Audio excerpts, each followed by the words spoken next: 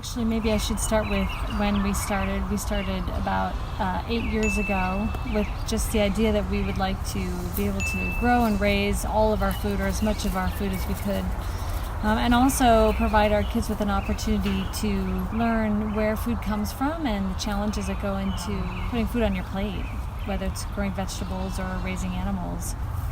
The downturn in the economy is what really forced the issue for us and made us realize that it was now or never. Our kids were at the perfect age. And so we started with sheep, because sheep have been in Clint's family for several generations.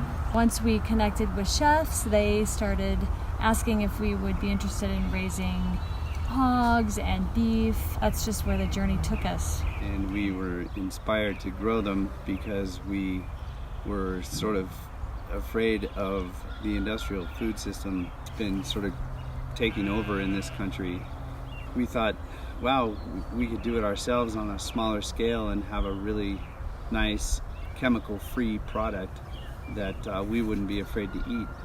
Before we started raising our own animals, we didn't even eat meat because of what we'd heard and seen and learned about the way it was raised and produced and treated afterwards.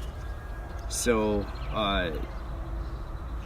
originally we got into this just to see if we could do it on our own in a perfectly clean way. Food is obviously an essential ingredient to life, the essential ingredient to life, and the more local it is, the better it is, because you know where it's coming from.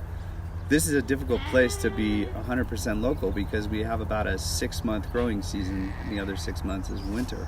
So we have to get creative with greenhouses and growing vegetables indoors for part of the year. So sustainability is a term that gets punched around a lot. There's a lot to it. It's not really simple. There's so many different parts of sustainability. You also have to be economically sustainable.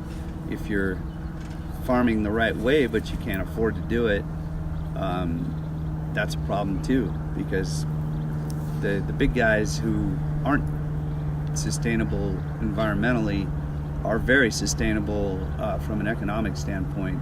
And when money is the only goal, you lose the entire heart of everything. And something's going to lose. It's usually the environment. And it's almost always the environment. I think it's really about having the smallest carbon footprint. Obviously, that gets talked about a lot. But like Clint said, for us, it goes from how far we have to drive to the processor to how we're practicing raising our animals on our land, to how we're getting it to the consumer. So it's, for us, it's everything. Being sustainable is everything.